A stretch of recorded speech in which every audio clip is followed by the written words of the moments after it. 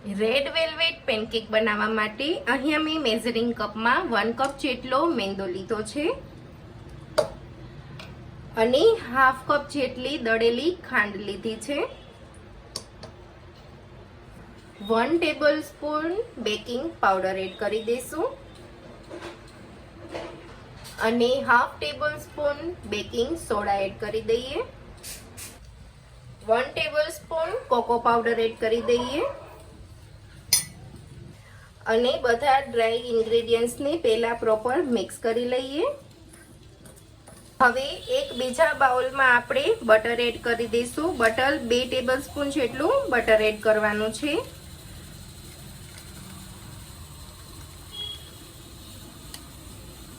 આપણે અડધાથી પોણો ગ્લાસ જેટલું દૂધ એડ કરી દઈશું। દૂધની જેમ જરૂર પડશે એમ આપણે એડ કરતા જઈશું। હવે આપણે આને મિક્સ કરી લઈશું। જરૂર પડશે એ રીતે આપણે દૂધ એડ કરતું જવાનું છે।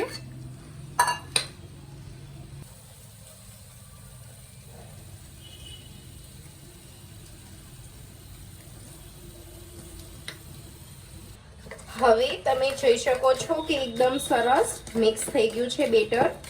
હવે એમાં આપણે વેનીલા એસેન્સ એડ કરી દઈશું। 1 ટેબલસ્પૂન જેટલું વેનીલા એસેન્સ એડ કરવાનું છે અને પ્રોપર મિક્સ કરી લઈએ। રેડ વેલ્વેટ નો જે નામ છે એ પ્રમાણે એમાં કલર પણ એડ કરવો જોઈશે, જેના માટે મેં અહીંયા રેડ ફૂડ કલર યુઝ કર્યો છે, જેને પાણીમાં ડાયલ્યુટ કરી લીધો છે, એ પણ એડ કરી દઈશું અને બધું બરાબર પ્રોપર મિક્સ કરી લઈએ।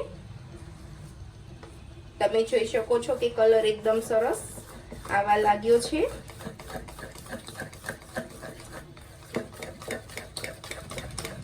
હવે આપણા પેનકેક માટેનું બેટર એકદમ રેડી છે। તમે જોઈ શકો છો એકદમ સરસ ડ્રોપિંગ કન્સિસ્ટન્સી છે, બહુ ખાટું પણ નથી અને એકદમ પતલું પણ નથી। હવે આપણે પેનકેક બનાવી લઈએ। એકદમ ધીમા ગેસ ઉપર જ આપણે પેનકેક બનાવવાની છે અને તવી બહુ ગરમ ન થઈ ગઈ હોય એનું પણ ખાસ ધ્યાન રાખવાનું છે। તમારે જેવડી બનાવવી હોય એવડી બનાવી શકો છો। થોડું સાઈડમાં બટર લગાવી દેશું જેથી કરીને એકદમ સરસ ક્રિસ્પી જેવો નીચેનો બેઝ રેડી થશે।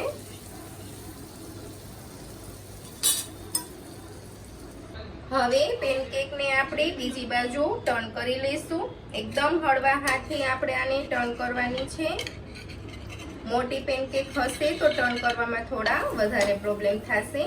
તમે જોઈ શકો છો કલર એકદમ સરસ ગોલ્ડન જેવો આવ્યો છે, બળી ના જાય એનું ખાસ ધ્યાન રાખવાનું છે। બીજી બાજુ પણ સાવ સ્લો ફ્લેમ ઉપર એને આપણે કૂક કરી લઈશું। હવે આપણે ચેક કરી લઈએ કે બીજી બાજુ ચડી ગઈ છે કે કેમ। બીજી બાજુ પણ બહુ સરસ કલર આવી ગયો છે અને પરફેક્ટ કૂક થઈ ગઈ છે। હવે આપણે આને પ્લેટમાં કાઢી લઈશું। જો તમારે આને ચેક કરવી હોય તો ટૂથપીકની મદદથી ચેક કરી શકો છો। ટૂથપીક એકદમ ક્લીન આવે ઇટ મીન્સ કે તમારી પેનકેક પરફેક્ટ કૂક થઈ ગઈ છે। હવે આપણી પેનકેક રેડી છે, એને ચોકલેટથી આપણે ગાર્નિશ કરી લઈશું। મેં અહીંયા વ્હાઈટ ચોકલેટને મેલ્ટ કરી લીધી છે।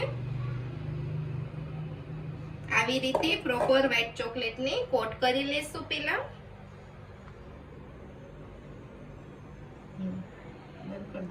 હવે એની ઉપર આપણે બીજી પેનકેક રાખી દઈશું અને ઉપરથી એને ગાર્નિશ કરી લેશું।